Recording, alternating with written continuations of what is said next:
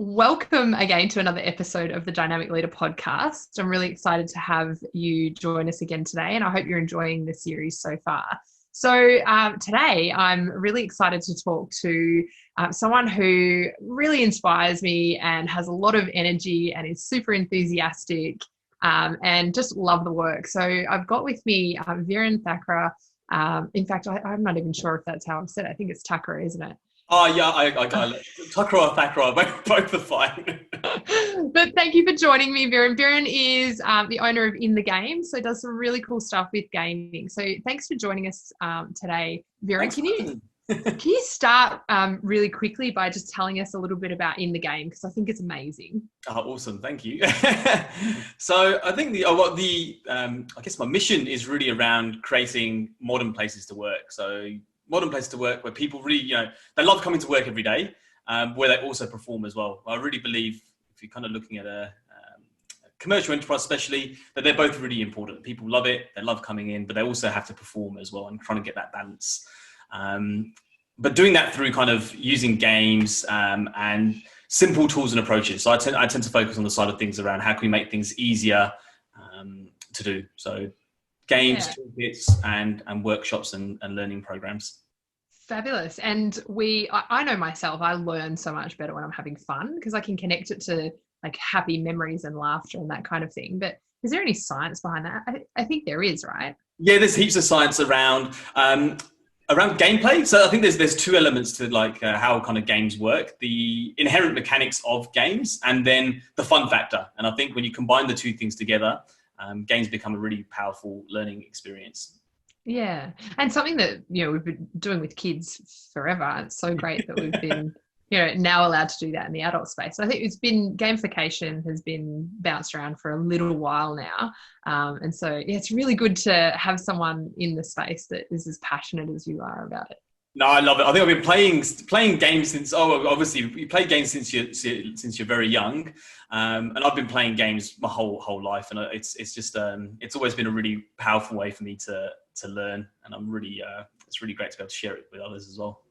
Yeah, excellent.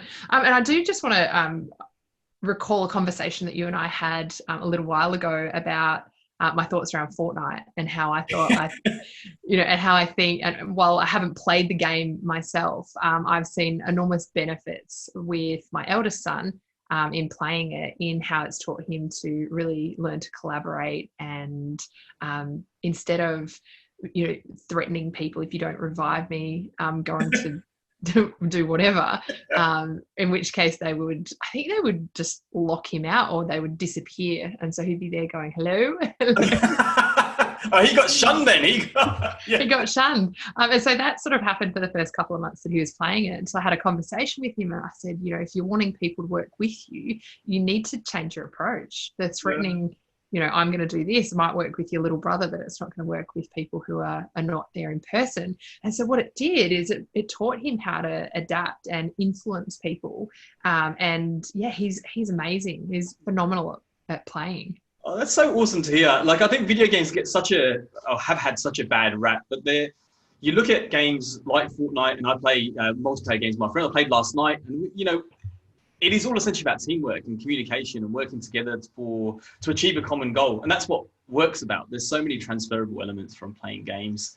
And I think a lot of it is about teasing some of those things out. So I think instead of, us relying on it passively learning through osmosis, is actually how can we kind of play a game, reflect on the experience and draw out some of the things that we've learned and tie it back to the workplace. That's the piece that I think separates playing games just for fun and then playing games for learning, is having that part where you do reflect and tie back to the real world. Otherwise, you've had a fun experience, but then nothing really changes.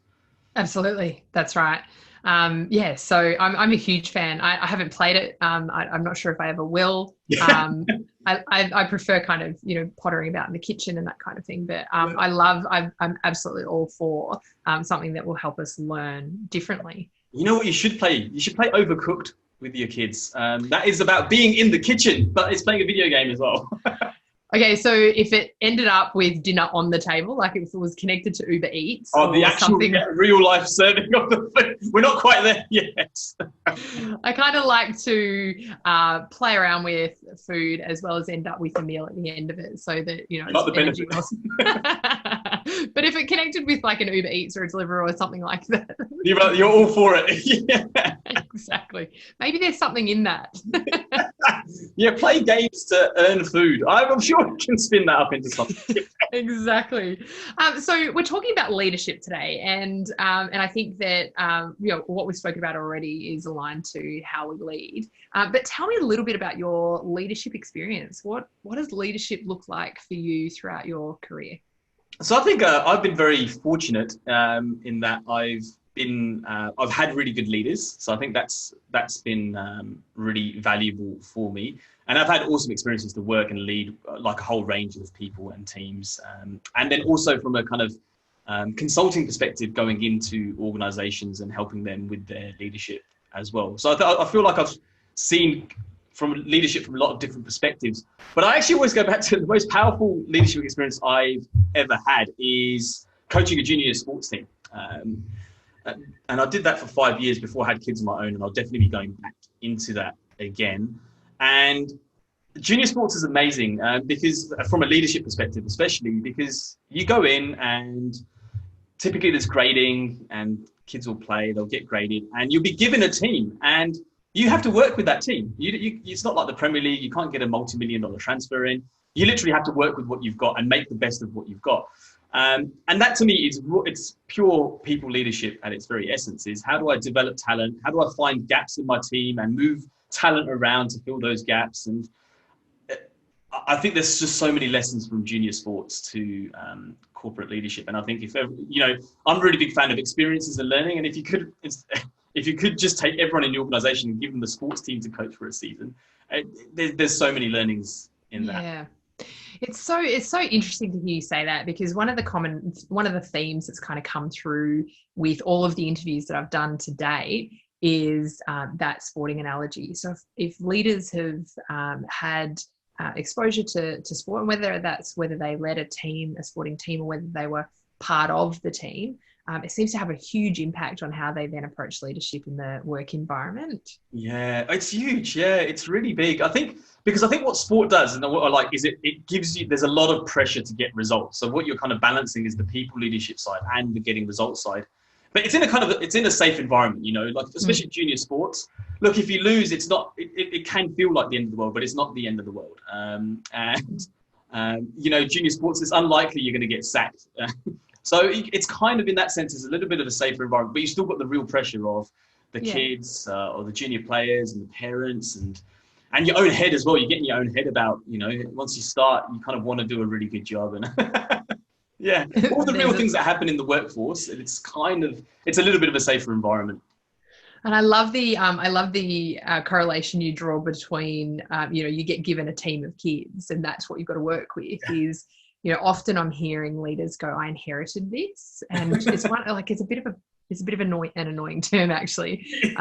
I inherited this problem or this person that I can't work with. But I think, how do you deal with that? Yeah. So, I think in a junior sports context, I think you can't use that as an excuse. You've got what you've got the players to work with. And I always kind of I fall back on, I really believe every player that comes, and this applies to people in the workplace, the majority of people want to do well. So I think if you kind of go in with the intent's positive, and then you go in with the other lens of if someone performs or not, a large part of it is on me as well. So if I'll just use a sporting analogy because we're talking about it, but if a player we've maybe practiced the drill and then we go into a game and the player isn't doing what I want them to do. So we've kind of set up a system and I kind of go, the player's not doing what they're meant to be doing. That falls on me. Have I not explained it well enough? Have I not communicated the concepts clearly enough? Do they even understand what I was talking about? There's so many things that are within my control to change, to try and get the best out of that person. And only until I can say I've exhausted every avenue, then I can start looking at what's kind of in the other person's court. So I think you kind of, a lot of it, when people talk about inheriting a problem, is you've really got to look at yourself and go, am I doing everything to adapt, change, and get the best out of this situation? Or am I just blaming that I've inherited this problem? And Yeah. Yeah.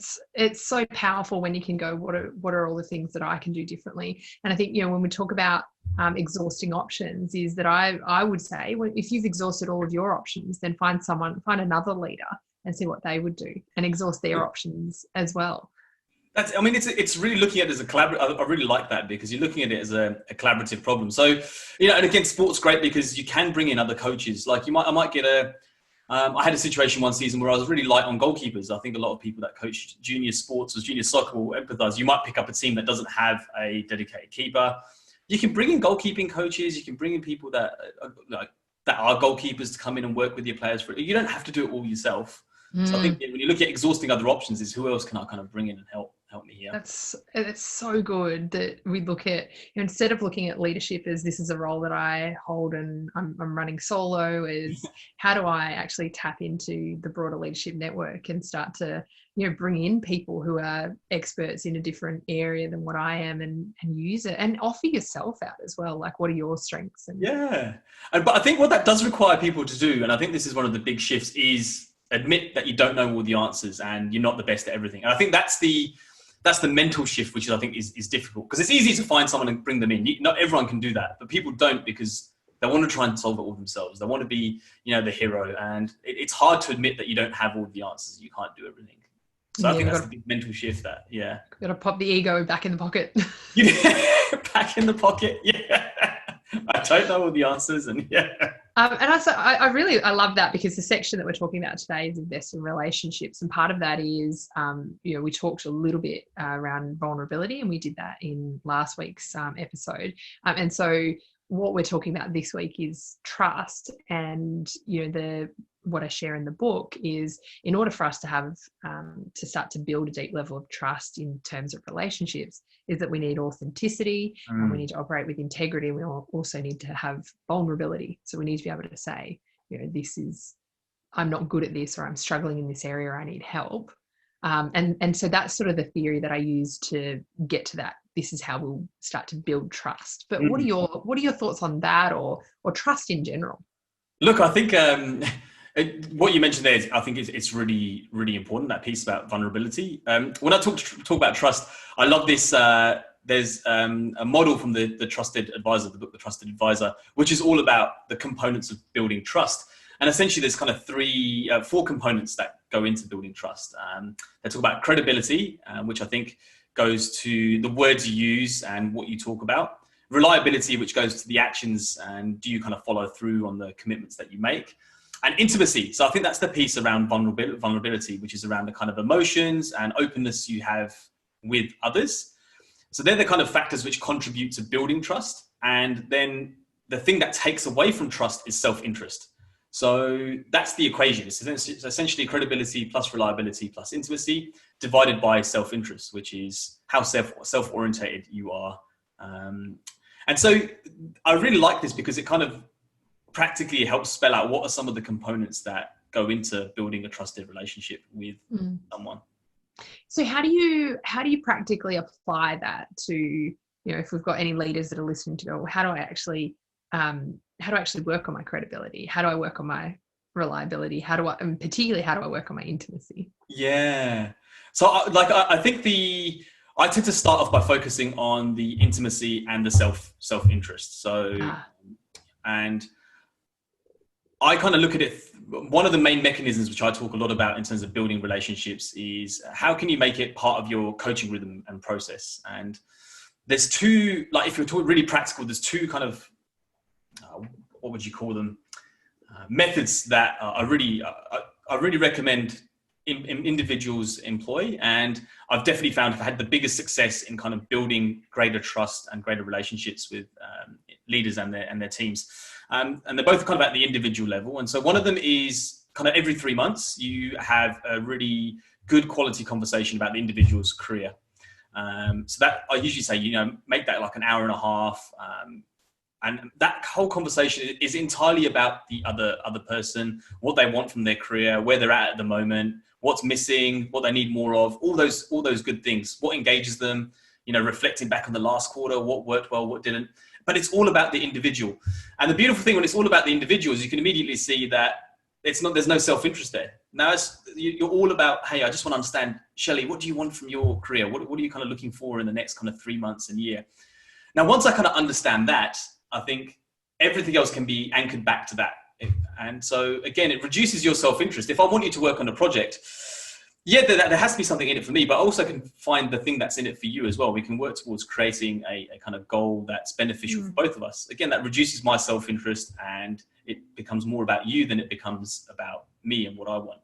So I think the quarterly conversation is really important. I might just... Oh, I love the self-interest component. I think it's super powerful, and I can't help but wonder, when we move into a leadership role, one of the things that I'm teaching leaders to do is stop doing so much and start being and building the capability of your people and exceeding through them. And I think self-interest is one of the things that prevents leaders from stopping the doing and starting the being, because the being is all, I'm here in service of others, not to deliver myself. So I think it's super powerful. Oh, it is. And if we go back to even the sporting analogy before, if you go into a team and you do, my goal is to win the league, and this is how I want to do it. It's honestly, it doesn't work very well. But if you take time to build relationships with each of the players, and every player, they're not just a player, they're a person. So can you understand what are some of their broader goals? What are they trying to achieve? And I used to coach, 14, 15, 16. So they're starting to think about university. They're starting to think about their careers. Their social life's increasing. They've got their own personal interest outside of soccer. And then they've got goals to do with soccer as well. So some people want to play at a higher level. Some people want to play at the NPL. But it's about understanding, okay, what are all the people's kind of goals and objectives? That's first and foremost. If I can create a team which helps facilitate some of the other goals as well, that's a beautiful environment. And people then love coming to play, and they trust you because they know you're trying to look out for them, not just for your own interest in yourself. Perfect. That's awesome. So if there's leaders who have not necessarily applied this and perhaps have a realization through listening to this or through feedback that they've had, that, perhaps my focus is perhaps I have too much of a self-interest focus, is how do you shift that? Because a lot of the time that is quite habitual and unconscious. So how do you change that? So I think that it is the habit. So I think that's where I think when you look at the coaching rhythm, and I think part of it's not all in the coaching rhythm. I think some of it is you just got to deep dive and reflect on yourself and potentially work with the coach or someone that's kind of close to you and go deep and go through that messy water and figure that out. That's not an easy process. If you are incredibly self-orientated, to kind of shift that, you've got to dive deep and figure out your why and why you want to change that. That's not going to happen overnight. It's going to take a lot of deep insight and soul searching to get to that point, I think. Once you've done that, that's the kind of, I talk about mindset, and the mindset's the hardest thing to shift. That takes the deepest amount of work. Then your skill set, and we'll park that for a second, and then your process. And I think the process is the stuff that helps you build the new habits. And so I'm a really big fan, and I know you are as well, of one-on-ones. I'm a particularly big fan of weekly one-on-ones. And I think if you can get into the habit of one-on-ones, again, they're primarily about building relationships with the individual. You kind of habituate some of the relationship building stuff. So instead of having to think, every so often, I need to build the relationship with Shelley. In my one-on-one, it's that time and space to build relationship in them. Basically, just by the virtue of just doing that each week, focusing on the other person, it's a bit of a chicken and egg situation. You'll find by just doing it, you start understanding the other person, you start seeing the whole of other person, and I think that going in there with a really strong intention around, this is not about me, this is about them. It's what I hear sometimes when I say you need to be catching up with your people one-on-one, and they say, I'm having conversations with them all the time, and we have this conversation around it's not the same thing, there's got to be an investment, is that they say, well, I run out of things to talk about. And that's where I say it's not about you. It's not about you not having anything to talk about. It's about you being in service and available to them for that period of time, and let them use it, let them fill the space. Oh, totally. I kind of look at the one-on-one as, often say, I've already got a lot of meetings, and I go, well, I think the one-on-one's not a meeting. I think it's an opportunity to demonstrate people leadership. So I think that's the first mental shift. And then that one-on-one really is about asking questions. You kind of go in and it's going, from a personal level, it's just understanding about what's going on in that person's life as a whole person. So that's kind of part one. And part two is that what's going on in the work life and what are the priorities? What are they working on? What's getting in the way? What's making their job easier? But they're all questions. They're not really, you're not really talking all that much. And then you might find opportunities where you do kind of, the individual says something, you can add something that's useful, that might help them see things in a different way or prioritize their workload differently. But the majority of it is, 80-90% of it is the individual talking. So you just need to go in there. The structure, a structure is key, but the structure is then the pillars around where you ask questions. Yeah. So there's a lot of flexibility around that. Yeah. Yeah.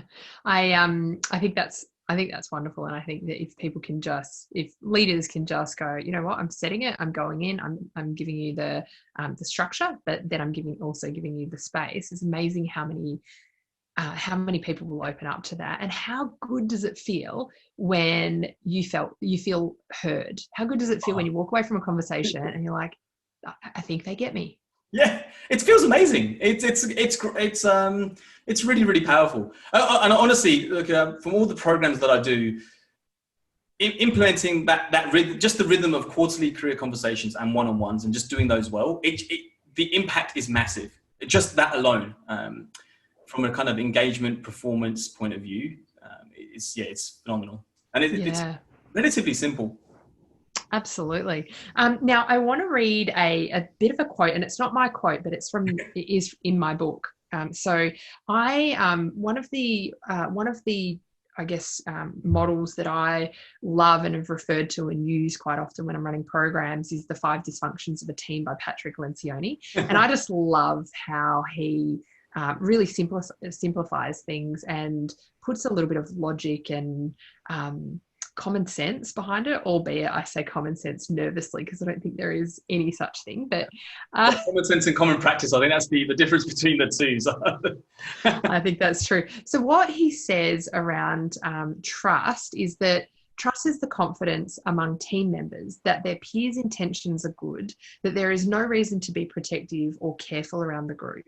Teammates are vulnerable with one another. They are confident that their respective vulnerabilities will not be used against them.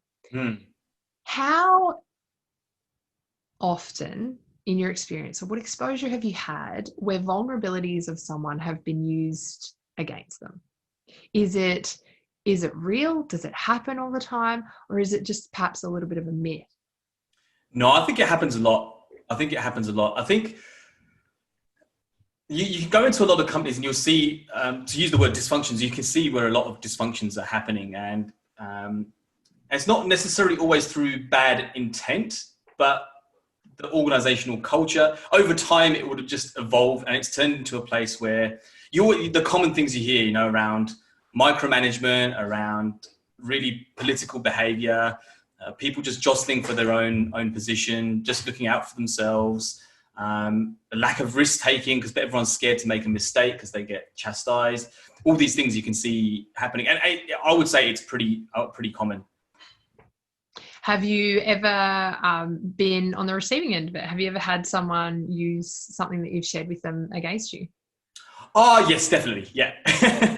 Yeah, I think if you've worked in the corporate space through a range of organizations, I've worked in the corporate space for 10, 12, 13 years. You're going to come across those types of situations. I'd be surprised if there is anyone that hasn't, actually. I don't know if you've come across anyone. Have you come across anyone that hasn't? Or that hasn't? No, Yeah. I haven't come across anyone that hasn't. I think how we deal with that, and what I love about what you just said is I don't think it was the intention. And this is how I help a lot of people get past things that may have happened to them, is to go, well, what was the intention behind it? Because I doubt the intention would have contained any type of malice. No, it's very rare. Like you very, very rare that there'll be, it usually is, and this is where you kind of look at how organizations are structured, how they promote people, how they reward people. By accident, I think sometimes they'll end up rewarding these types of behaviors. So I think, it's not always intentional. It can happen by accident, but once you recognize that, I think then you've got to look at, if you're a leader of the business, you've got to look at kind of how can I change things so these behaviors don't manifest. And how do you prevent engaging in that kind of thing? So, talking to leaders around not getting involved. If someone's talking about what someone else did or said, is being able to equip them with the tools and ability to have the conversation themselves and not become the mediator if you don't have to. I think it's really important. I think there's certain cases where it's not possible, gross misconduct. There's a bucket. But apart from that, I think every other issue an individual has with someone else, as soon as you kind of start hearing that, you need to kind of step in and go, you need to be having that conversation directly with the individual. Now, my job as a leader then is to help you. So do I need to give you, as you say, do I need to give you the skills to have that conversation? But the more, and you do see this quite commonly, and it's a trap, because people want to help solve problems. So they want to be, they want to be the person that hears someone's problems, that can help them out and go, oh yeah, that person, that was terrible what they did. But the more you do that, the more you're kind of enabling the behavior. So I think it's really important, if you are the middle person in these conversations, is to kind of step in and go, look, you need to have this conversation directly with the other person.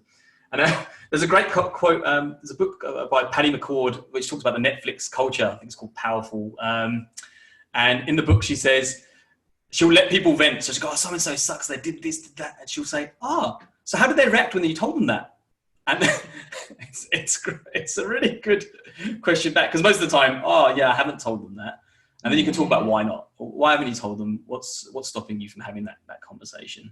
And what do you think usually is stopping them from having that conversation? Because I think this is where we can really break through that superficial level of trust and go quite deep if we do it right. Yeah, you can. I think it's fear, and I've had these, if I think about situations myself, about difficult conversations, what you sometimes do is you imagine having a difficult conversation and then you just imagine it just going terribly. It's like, I've got to tell them that. They're just going to get really angry. And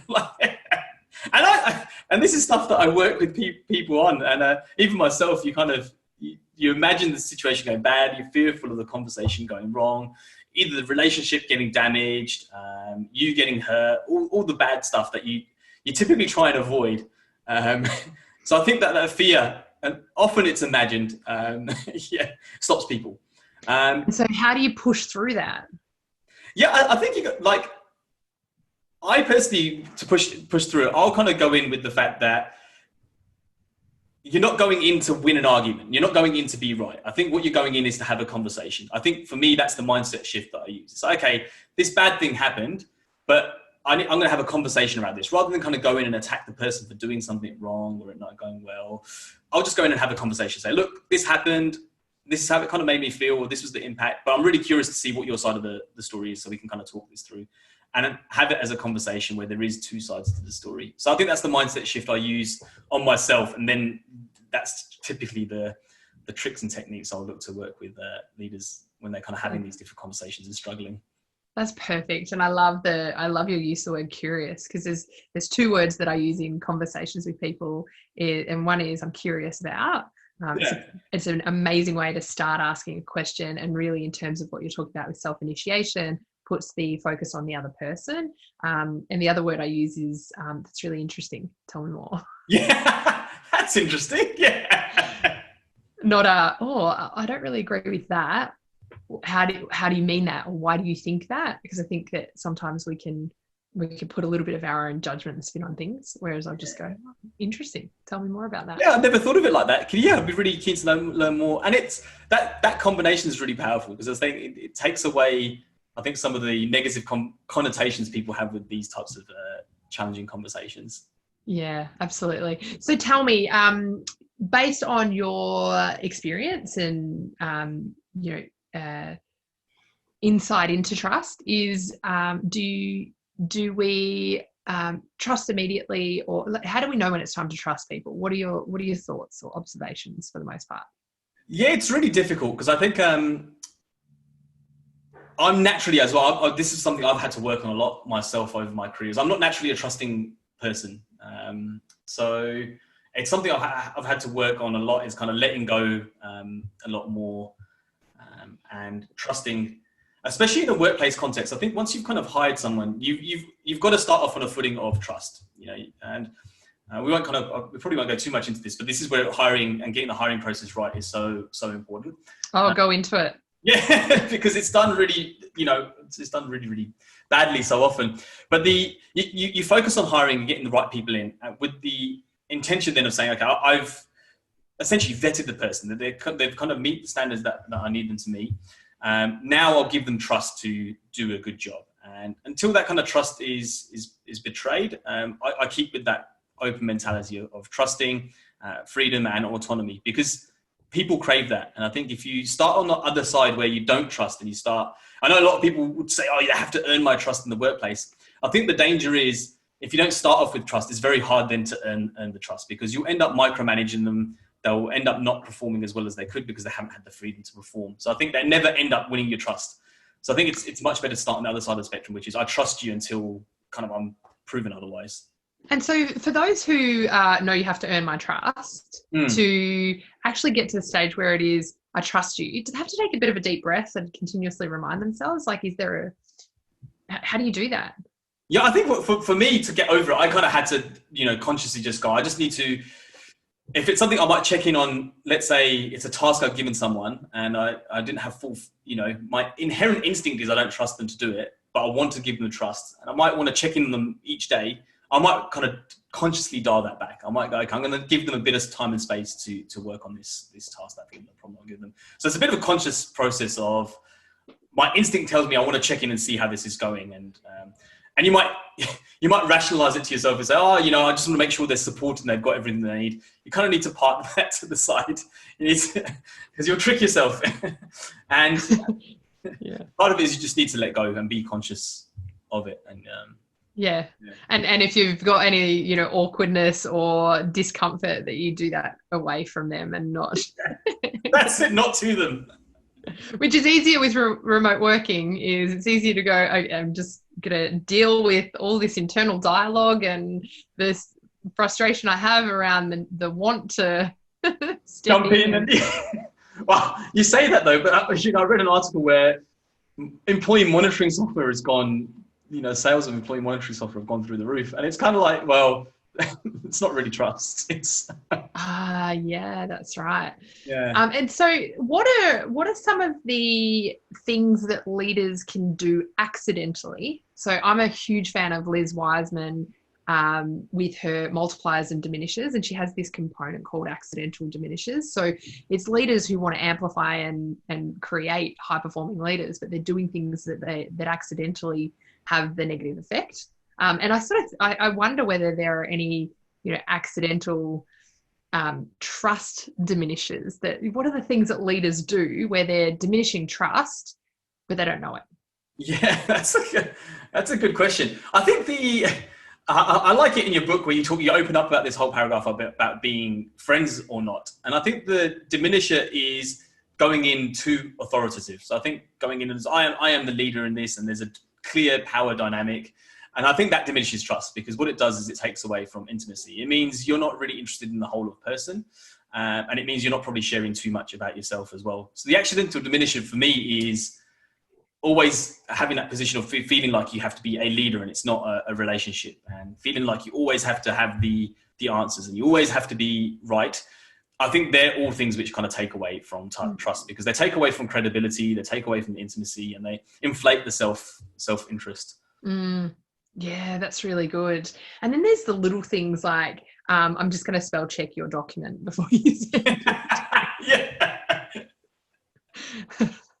Or don't you send it out, send it across to me and I'll send it out. And then I'll send it out. Yeah, that's a good one. Yeah. Yeah. So it's that, the conversation, the intentional empowerment, and then the accidental reduction in what that means. I think they're really good examples, because I think if you think through, before you say it, if you think through what's the symbol this is sending out, what's the symbol, how's the person likely to interpret something like this?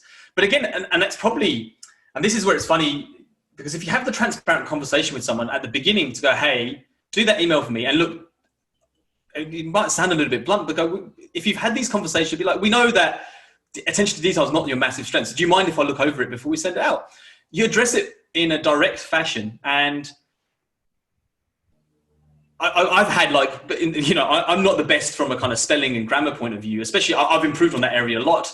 It used to be a real pitfall to me. But so if it used to be a joke. It used to be, a joke in a funny sense that because we had a really strong relationship, every manager I've had would be like, we know your attention to spelling is no good, so do you mind if I have a look over it? And be like, yeah, sure, it's fine. But because we've had that intimacy and disclosure around what are my strengths, what are my gaps, and I'm saying we're a big fan of fun. So if you can make a bit of humor into it, a situation like that. So it doesn't mean you need to avoid checking the email. If you are really worried about, the being spelling mistakes because, Viren's not that good with his grammar and spelling, at least have those direct conversations up front. Again, inflate the intimacy. You actually, by doing that as well, you do decrease the self-orientation as well, because it becomes about the other person and their disclosure around, hey, I'm not so good in this area. Yeah.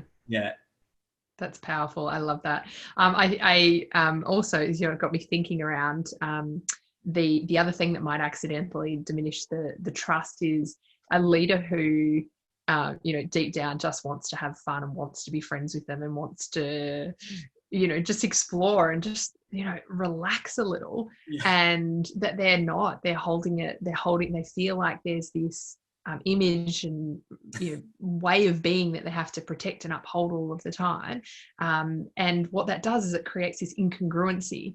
So the conversations that they have, they don't sit right, or it's disconnected. So do you see that a little bit as well? Oh, absolutely. People put on a facade, and the funny thing is, anytime a leader, I get a sense that they do that, is everyone can see through it. Like, no one believes. Like, it's very quick to pick up on when someone's being false. And so the only person you're kidding is yourself, because all your team members know that this is not the real you. And you might not have given insights into who the real you is, but they know what you're showing now is not who you really are. I think that's super important, is they may not have insights into who the real you is, but they're seeing that what you are showing is not you, is the danger of people making up something. Yeah. Well, the people fill in the gaps. We're pattern recognition machines. We'll just fill in the gaps. But also a question I often pose then is can you tell me about someone that you trust, and why do you trust them? And can you tell me someone about you that you don't trust, and why don't you trust them? And inevitably that question, they'll go, the people I trust, they're kind of really open, that I'll know things about them that, I didn't know before. They always follow through on what they say they're going to do. And then when you ask them who they don't trust, they go, they're typically fake. They seem guarded. There seems that there's something there.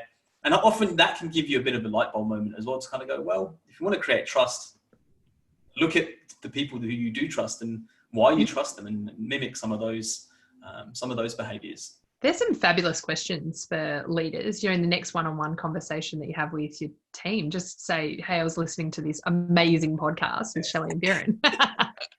And I'm curious about, how do you know when it's time to trust? Like, what does it look like when you do trust someone?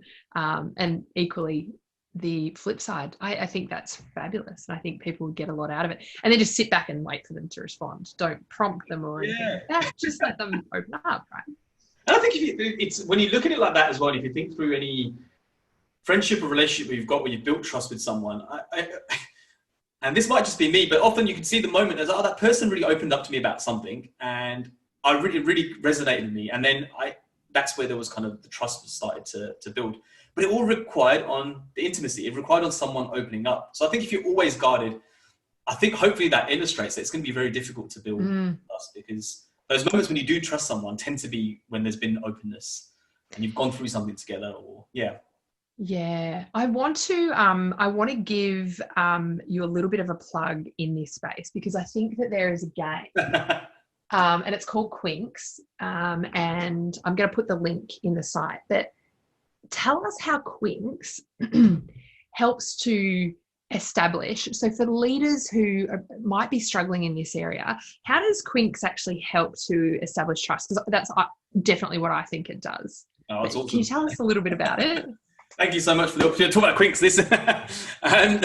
So the game essentially is around building. It's based on building relationships and essential people skills with others. So at its heart, it's just about connecting deeply with others in quite a short amount of time. And this is the thing I've probably enjoyed most about playing it with other people and seeing other people play, is like the remarks usually are, it's amazing how quickly you kind of connect with someone and get to know someone by playing the game. So I really think that's super neat. And we talked about earlier, I said there's the mindset. So you need to, shift the mindset. you need to embed it into your process. And Quink's, a lot of it focuses on the skill set, and really some of the essential skills around building relationships are asking good questions, and then listening. They're the first two fundamentals. And you're listening at a different level, aren't you? You're not. So what's the intention behind how you're listening? Because I think that's really powerful as well.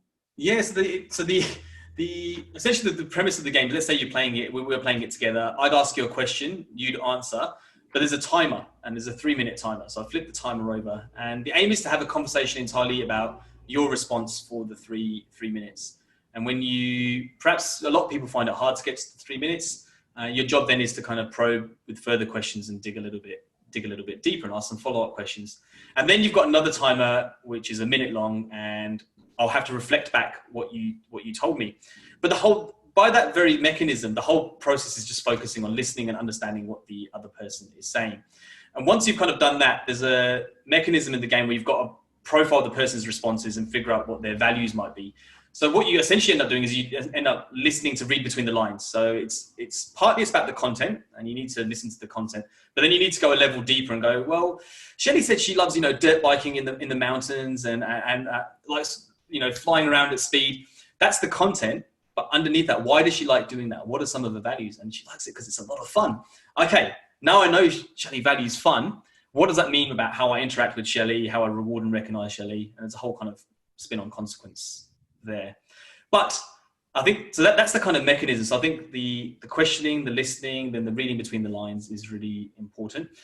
But at its heart, the questions explore the whole of person. So the questions are designed to explore their friends and family and relationships. They're designed to explore their interests and hobbies, and they're just designed to explore their kind of workplace and professional development. So the whole of person. So that's that whole intimacy piece. So this is why I think people like the game, because as soon as you play it, you get to know someone so much better from a holistic perspective. I've just had a big ramble there. No, I love it. But I'm such a huge fan of the game, and I think it's basic enough for anyone to pick it up. And I love using it as a facilitator, and I can use it in different contexts, but it's perfect for a leader. Just be able to grab the game and do it as you could do it in team meetings, couldn't you? Yeah, definitely. There's instructions included in terms of how you can run it as part of a team building session as well. Or just even in like your one-on-one catch-ups. If you're someone that finds it, a little bit harder to have these conversations, just you can slot in the game and play at the beginning of a one-on-one, just a few questions. And and likewise, the person can ask you questions as well. And I think this is important to build trust, is it gets you to open up as a leader. I think it's not just a one-on-one process. And so if you wanted to really break the barriers down and increase intimacy quickly, you'd almost say, here, you ask me a question first. Yeah. Oh, that's a really great way of doing it. In fact, what I've started to do in my workshops now, where I use it, is I actually answer a few questions. I randomly select some questions and answer them, because I think as a facilitator as well, you're looking to build trust with the group. And again, it's a good way to kind of put yourself out there and talk about stuff you might not normally do as a facilitator. Absolutely. And I'm saying to leaders all the time, if you want your team to do something, you've got to go there first. Yeah. Role model. Yeah, exactly. Do actually provide the behavior that they can copy you doing. And particularly for people who aspire to be like you, if they're seeing you do it, they can go, well, that's okay. That's okay for me now. That's okay for me in the future as well. Oh, absolutely. I think the role modeling piece is, you can't emphasize enough how important it is. I think I often use the example, and I think it's not my example, about creating flexible workplaces and saying like you can come and leave whenever you want. But if as a leader you're always there till 7 at night and you're always there at 7 in the morning, all your role modeling is actually flexibility is not okay. What you need to do is, I love the phrase, leave loudly. So if you are going to leave to go surfing, say, hey everyone, it's a lovely sunny day, it's 2:00, I'm going to just knock off, go surfing, and I'll catch you all tomorrow. Like, you have to role model the things, because no one else is going to be confident enough to do those things unless you do them first.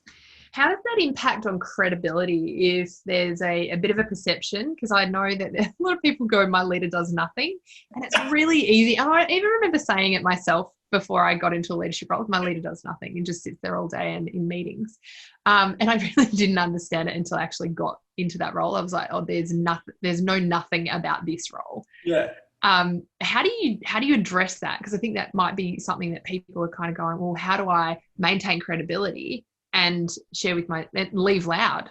Yeah, I think it's that part is a lot to do with transparency, you know, around, I think sometimes leaders are a bit guarded around what they're working on, the sensitivity of it. And I think you're just being a little bit more transparent. Like, these are my top 3 priorities at the moment. These are the things that are causing me real headaches and problems that I'm working on. I think there's 2 benefits, or more than 2 benefits in doing that, but I'll cover 2. Firstly is you kind of build the credibility around what your job actually is and what you're doing. And secondly, again, it makes it a shared problem. We talked at the beginning around it's not all your problems. So if I am struggling with, hey, I'm trying to figure out how to improve the profitability of this particular product, and you've opened that dialogue up, instead of it being this guarded thing, it's now people can come to you and go, hey, I've got this idea. I know a different supplier that can help us with this part of the supply chain. Should we have a bit of a discussion around that? It doesn't become just your problem anymore, and it becomes a bit more collaborative. But ultimately, I think if you share what your goals are, what you're working on, and how you're also progressing, and that also includes when you're missing the mark. So if you're not achieving what you're meant to be achieving, being transparent, and again, it takes a bit of vulnerability. I think it's a big mindset shift, but being open about when you're winning and when you're not, I think they're really good things to showcase what you're working on, what your challenges are, but then the role modeling that of, okay, if I'm struggling with my job and I'm not hitting my goals, well, my leader's just shown it's okay to have that conversation, so I can now do it as well. Yeah, I love that. That's so great. Gosh, there's so much richness in the conversation that I could talk to you forever, and we do have lengthy conversations about I love them. They're the best. The mutual passion, and I don't think there's any topic that's really off limits. It's great. Which is great. So, and lunch catch-ups that turned into 3 hours. Yeah. Yeah, that's right. And recently I made you walk a very long way while we spoke. And I know walking is not necessarily. That's not my favourite thing, but it was such a good conversation. You got such a great conversation that the 8 kilometres just dissolved into the air as we were. I thought it was 2 kilometres. Yeah. So, Viren, I've got a final question, and this one's just a little bit more metaphorical, because you know that I love a metaphor, and so I'm going to put you on the spot here. But if leadership was a food, what would it be? Whoa. No pressure. Leadership was a food. You've really got me there. That's all I can think about is my favourite foods. I can't. I've got to try and tie it to the analogy now. I'm going to say it's a burger, but I don't even think I don't even think like an OMG burger? I love the OMG burgers. They're so good. I don't think I can make it work. I'm going to ruin your podcast. You're not. You're just showing us how gamification and fun comes to life when we put people on the spot and we allow spontaneity. We're just having a little bit of a laugh as well. Mistakes happen. See, I haven't got all the answers. Come on, go with the burger one. Go with the burger one. Okay. Okay. Let's say the people leadership and burgers. There's a lot of components which are really important. So trust, so that's the bun. The patty is the relationship. The sauce, which is a process. But you can bring your own flavors to the burger. So you can use a barbecue sauce, you can use mayo, ketchup, and that's the authenticity. So you need to have all the components. You need to have relationship, you need to have trust, but bring your own flavor. How's that? I love it. What I would ask is pickles or no pickles? I am mixed. I don't mind, actually. I like to mix it up. I'm not firmly in one camp or the other. And you would just eat the burger that you were given, not necessarily, people that pick things out of burgers. It's really just ruins the flavor of it. You just got to go with it. You have to trust. This is where you have to trust the creator of the burger and go, look, they built this with the intention of creating a wonderful, flavorful experience. I'm going to eat it as is. I love that. Well, thank you for being so accommodating to my spontaneous question. And thank you so much for having conversation. I love talking leadership and everything. So really appreciate you taking the time. No, thanks so much for having me on. It just felt like an extension of our other chats. This is great. Yeah. Really enjoyed it. Share it with the world. So anyone who would like to connect with Viren, he's active on LinkedIn. I will share his link in the bio in the comments. I'm also going to put his link to Quicks. So if you want to take a look at the game, I highly recommend you getting it. And the other thing that he does is he has interview cards, and interview cards that he uses, I actually share them with some of the leaders that I work with to help them just change the way that they're interviewing their new staff, and it really just allows a different conversation and a different flow. So I'm going to put the link to that there as well if you're interested in taking a look. But thank you for listening, and we will see you again next week. Thank you.